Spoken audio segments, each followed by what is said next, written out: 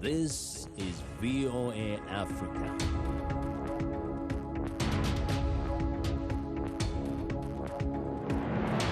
Hello, I'm Esther Githui-Ewart.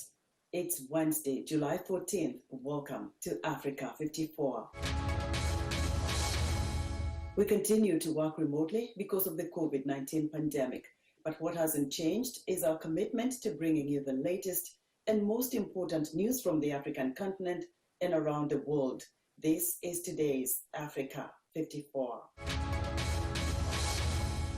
It was a tumultuous day across South Africa on Tuesday. Armored personnel carriers rolled down highways as the military was deployed to contain looting and violence that were triggered by the imprisonment of former President Jacob Zuma. So far, at least 72 people have been killed in riots and vandalism, but the unhappiness among many residents goes deeper, fueled by grievances over the state of the economy. David Doyle has more. Looters continued to ransack shopping malls and protesters clashed with police in several areas of South Africa on Tuesday. Violence triggered by the jailing of former President Jacob Zuma has evolved into an outpouring of anger over persistent poverty and inequality 27 years after the end of apartheid. Outnumbered police have appeared helpless to prevent attacks and the looting of businesses in Zuma's home province, KwaZulu-Natal, and Gauteng, where South Africa's biggest city, Johannesburg, is located. That's why the military was heading for flashpoints on Tuesday, and columns of armoured personnel carriers could be seen rolling down the highways. Police Minister Becky Kelly said the situation would not be allowed to deteriorate further. We have instructed the law enforcement agencies to double their efforts to stop the violence and to increase deployment on the ground. The deteriorating situation points to wider problems and unfilled expectations that followed the end of white minority rule in 1994. A gulf between the haves and the have-nots has been widened amid the global health crisis. Restrictions have been repeatedly imposed on businesses, and in the first 3 months of the year, unemployment hit a new record high of 32.6%. On Monday night, President Cyril Ramaphosa warned that the unrest was only making matters worse. We will soon be facing a huge risk of food insecurity and medication insecurity in a few weeks. Zuma was sentenced to 15 months in prison for defying a constitutional court order to give evidence at an inquiry. It's investigating high-level corruption during his 9 years in office. Any confrontation with soldiers risks fueling charges by Zuma and his supporters that they are victims of a politically motivated crackdown. That was David Doyle of Reuters reporting. Across South Africa, people are worried about their property being looted. Eyewitness video showed residents, some wielding guns and baseball bats, blocking access to a residential area in the port city of Durban as looters ransacked shops and supermarkets. Protests that followed ex-President Jacob Zuma's jailing last week have descended into vandalism and an outpouring of general anger. Security officials say the government is working to halt the spread of the violence, which has spread from Zuma's home in KwaZulu-Natal province to the country's biggest city, Johannesburg, and surrounding Gauteng province. The impact is already being seen in Durban as consumers stood in long lines at a few supermarkets that remained open to buy food. In some areas where supermarkets remained closed, panic was setting in over food supplies.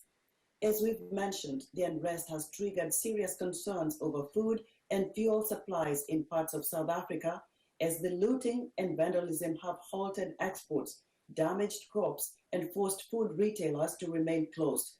Consumers formed long queues at retailers that have remained open despite the unrest across Gauteng and KwaZulu-Natal, with some people on social media saying they are unable to buy basic staples such as bread.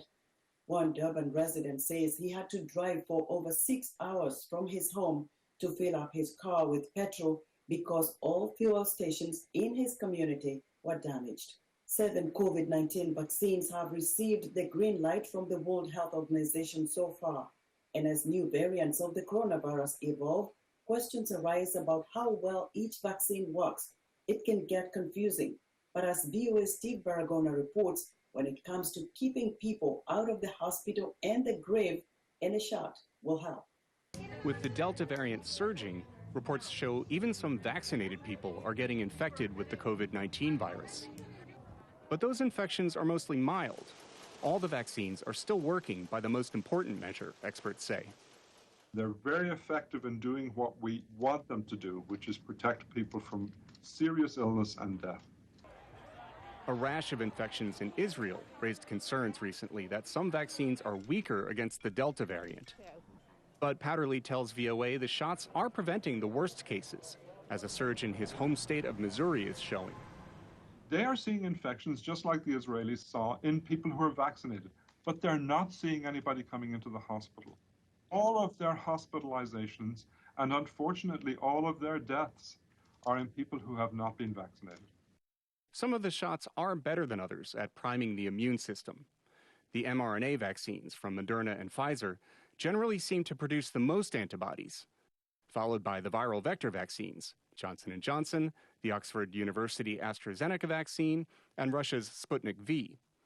The inactivated virus vaccines from China's Sinovac and Sinopharm are on the lower end of the scale.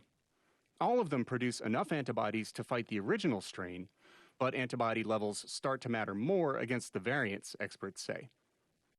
Maybe with the slightly less powerful vaccines, which aren't inducing quite such a strong immune response, the Delta agent is starting to break through, still maintaining some protection against the more severe end of disease, but it's clearly a sort of sliding scale now.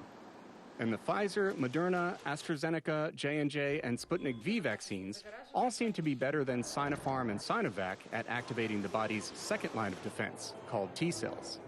A backup immune response, like a T cell response, are going to provide better protection against diverse variants, viral variants, than an inactivated vaccine that only induces antibodies. Still, Fuller says, the Sinopharm and Sinovac shots are much like the annual flu shot. Not perfect, but better than nothing, despite the complaints she hears every year. I hear somebody gets a vaccine, they say, well, I'm never going to take it again because I got sick anyway. And my response is always this, is that, you know what, you would have been a lot sicker, potentially in the hospital, if you hadn't gotten the vaccine.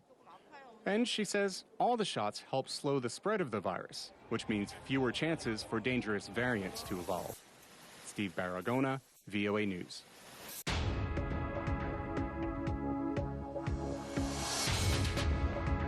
In our tech news, fashion labels are flourishing with many young emerging designers breaking into the global market. However, despite this upward trend, many African fashion brands are struggling to get the proper media placement or connections to help them achieve their dreams. For more perspective, Africa 54's technology correspondent Paul Ndiho spoke to Busia Masiko Andan, a global strategist and serial entrepreneur based in New York City. Busi Masiko Andan, welcome to Africa 54. Thank you, Mr. Ndiho, for having me on Africa 54. It's a pleasure to be on the show today. You are one of those people who has taken the fashion industry by storm. So let me start by asking you, what makes you tick? I'm humbled by those kind words. I will always say we should just be authentic. Once you're authentic, people learn to know you for who you are. That doesn't mean you're perfect, but people embrace you the way you are. And for me, my authenticity lies in me being proud to be African. My fashion indie background was born as a result of me by starting an event called Global Wednesdays after I graduated from university. That in turn brought the person who became my business partner to my event. He went to college with me. And like, Busi, let's do a fashion show at this nice restaurant, Rome. We're like, sure.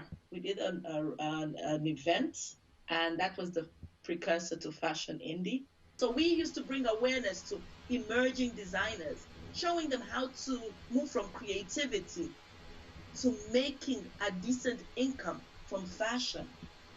And when it became successful, everybody now embraced it. How can African fashion designers, budding entrepreneurs in this space leverage technology to take their labels to the next level? Africa has leapfrogged the world with regards to digital. We have been able to see more unicorns as a result of this technology usage. I would say I have a team in Uganda as well as a team in Accra that I work closely with. And this is as a result of technology. I would say connections are created via the internet, via technology. LinkedIn, Facebook, Instagram, now there's Clubhouse. Those are vehicles that one can showcase themselves, and if these platforms are used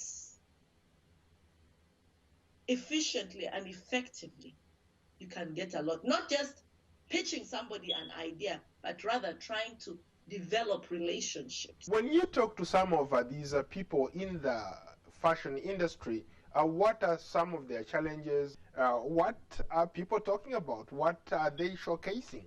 So the challenge that's and the frustration that many designers have faced, is they want to keep being an African brand, saying they're having their products developed in the continent. However, the companies do not recognize it, and they don't want. Sometimes the designers are focused on controlling their creativity, and they do not want to have their products mass-produced, say, in another market, like, say, a China or a Thailand. And that sometimes yields frustration and could even cause their dream to die. What does an average fashion designer, budding entrepreneur who wants to play in that field, what does it take to be there? Discipline. In anything, discipline. Getting access to resources. Where are you getting your supplies from? Are you getting stuff locally as an American? Then also taking advantage of the internet for inspiration. Doing your research online and then following up with that. Also getting speaking engagements. People need to know who you are. And I'll tell you, I don't know, Paul, whether you've found this to be true. Sometimes Africans can be very modest about their successes. And they'll just say, oh, my talent will speak for itself. Absolutely not. Until you have someone, you can afford to have a budget to hire a marketing team or a PR team. You should be willing to market yourself. Thank you so much for your time, Abusi. Thank you so much. That was Africa 54's technology correspondent Paul Ndiho speaking to Busia, Masiko, and Dan in New York. The Lithuanian parliament has approved the mass detention of migrants and curbed their right of appeal. The move is meant to deter high numbers crossing the border with Belarus, but which is sparking an outcry among human rights groups. The new law bans any release of migrants from detention for 6 months after their arrival, curbs the right of appeal for rejected asylum seekers, and stipulates those migrants can be deported while their appeals are considered. More than 1,700 people have entered Lithuania from its non-EU neighbor this year, including 1,100 in July alone.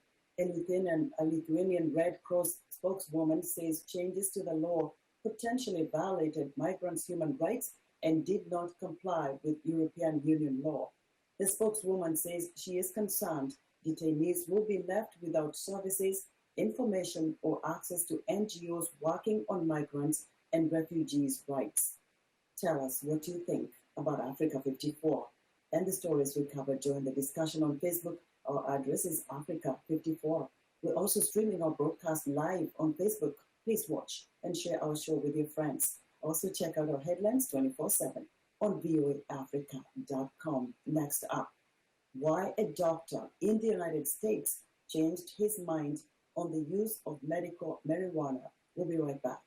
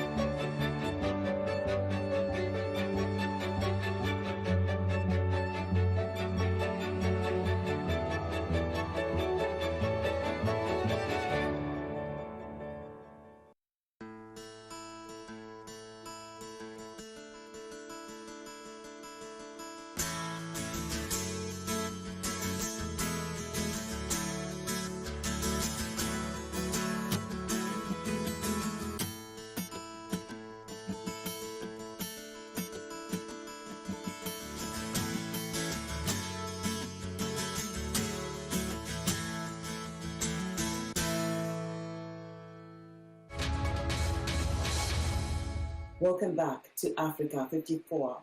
As the United States withdraws its troops from Afghanistan, Taliban attacks have significantly increased and the group is gaining ground in some rural areas across the country. But thousands of locals in northern Afghanistan are joining the Afghan military in fighting the Taliban in the region. VOA's Abdul has more from northern Afghanistan.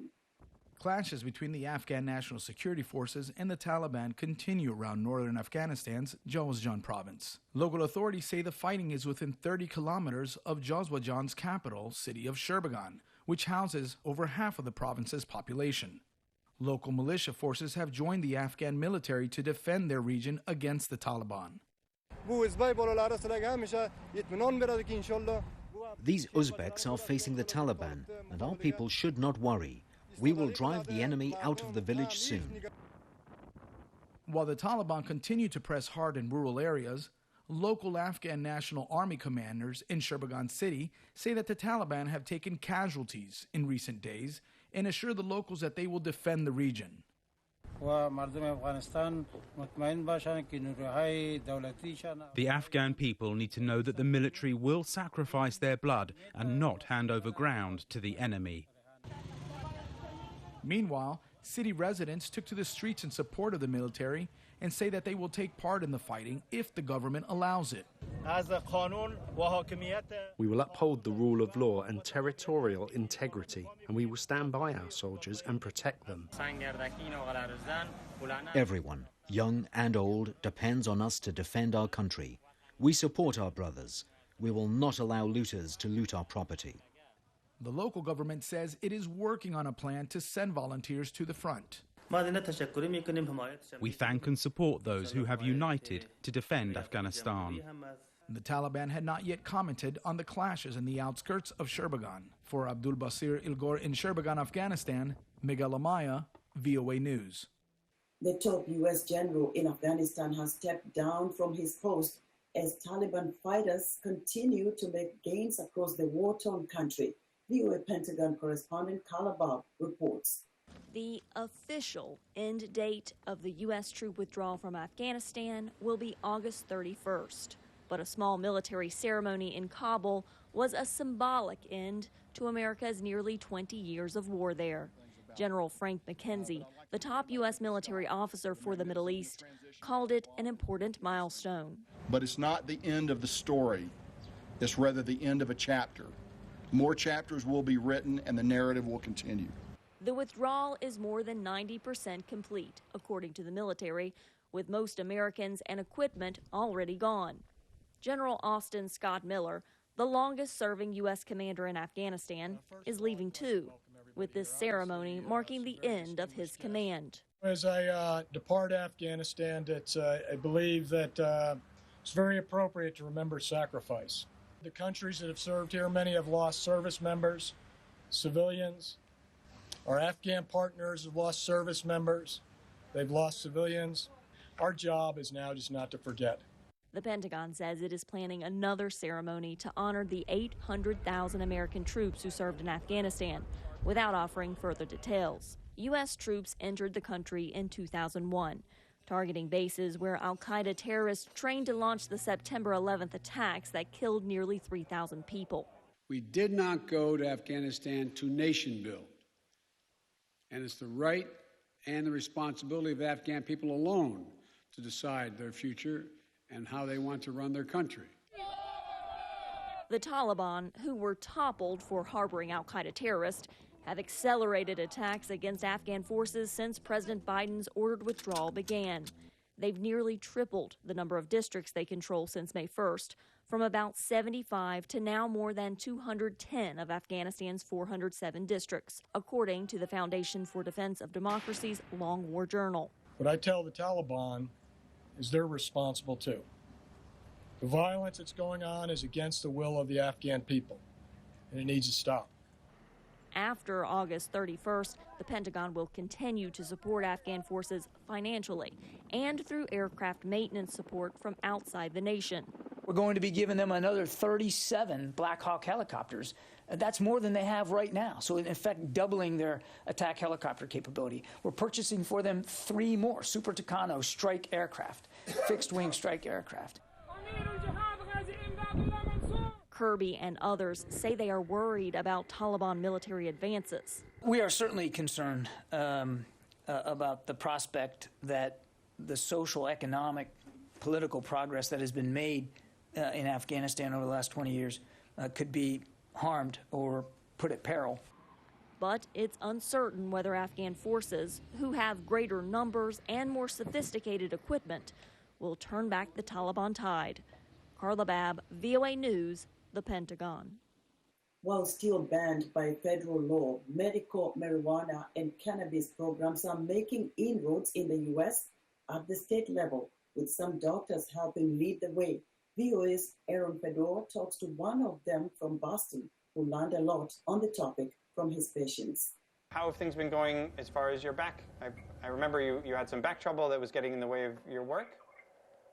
I do, yeah. It's been going on for a while. I've worked in the operating room for, many years. And I went to Tufts Medical School here in Massachusetts. I went to Boston University School of Medicine for residency in family medicine. And I practiced family medicine like your old traditional general practitioner or primary care doctor here in the suburbs of Boston. And I was faced with an onslaught of patients. I mean, primary care doctors are in short supply these days. And my patients that I would see, are trying everything they can to get better, as they should. And at the time, I could only offer them the choices that I'd learned about. And in medical school, you learn about medicines, you learn about therapies, you learn about sort of natural options, but only in cursory. And patients were telling me that they were trying cannabis and that it was helping them. And I'm sitting across the table saying, great, I'm glad for you. I don't know how to help you. I didn't know anything at the time. And this was embarrassing, and it felt unprofessional. Here I was across the table, supposed to be the expert in the room, and my patients are the ones teaching me what's helping them sleep or have headache, deal with their headaches. And I thought, boy, isn't this a great opportunity for me to learn something and be able to help people? So inside this keef are tiny little, basically dusts of cannabis molecules. And it's almost as if we digested an entire pharmacy into that powder. 1, 2, ready, go.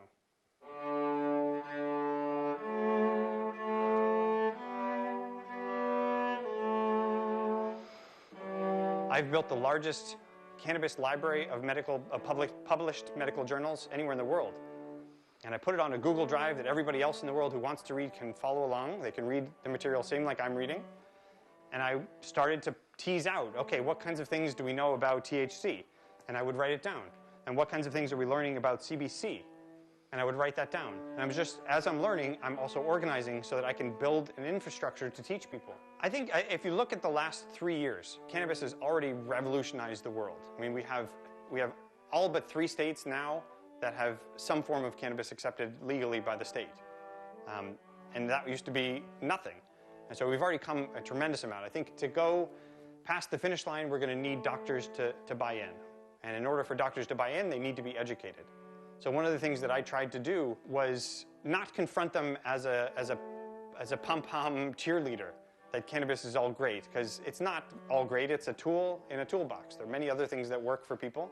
Cannabis is a tool which works, but we have to help physicians understand that. A new and unique park opened in New York City in late May, and since then, it has become a city gem and tourist magnet. For VOA, Evgeny Maslov reports from Little Island in New York City. Anna Rice narrates. The Little Island in New York City opened in May, providing visitors with an island feel and unique views of the skyline. The project cost the city $260 million, $240 million of which were paid by New York businessman Barry Diller and his wife Diane von Furstenberg. The park occupies 10,000 square meters, but many visitors say it feels bigger. The island is held together by 133 concrete columns, shaped like tulips, that tower over the river for 4 to 19 meters and are filled with soil for plants. British designer Thomas Heatherwick created it, along with another famed New York project known as The Vessel. First show this summer is going to be the Broadway Inspirational Voices. So even before Broadway performers get back to Broadway in the fall, we're going to have them here in concert. The landscape design was created by the famous New York company MNLA. The Little Island has 35 types of trees growing on its giant tulip columns, over 60 types of bushes, and 270 types of flowers, offering lovely green lawns to relax on or enjoy a picnic. And I like the plants. There's a lot of interesting plants here and flowers. I don't know. Very cold. It's very, it has been treated very well. There's a lot of plants, a lot of friendly people and friendly faces. The park's walking paths stretch for over 540 meters, snaking between small hills and trees. Anyone who climbs the tallest of the park's hills will get a lovely view of the Statue of Liberty and Jersey City, as well as Lower Manhattan. The Little Island was created where Manhattan's Pier 55 once was. That's where the Titanic was supposed to moor to. And that's where RMS Carpathia brought those passengers who survived the Titanic tragedy. About 30 minutes ago, we only seen this side, and it looks pretty good. We like the design. It's a lot nicer than I expected it to be, honestly. It's really pretty. The park is connected to Manhattan by 2 walking paths, and it's open to visitors from 6 a.m. to 1 a.m. For Evgeny Maslov in New York, Anna Rice, VOA News. That's our show for today. Be sure to watch Africa 54 on our website at voaafrica.com. From all of us here in Washington, thanks for watching. Be sure to join me for the next Straight Talk Africa as we continue our in-depth look at the lives and experiences of people who have had to flee their homes and communities and start over elsewhere. We'll bring you part 2 of VOA's new documentary, A Day in the Life of Refugees. You do not want to miss that on the next Straight Talk Africa.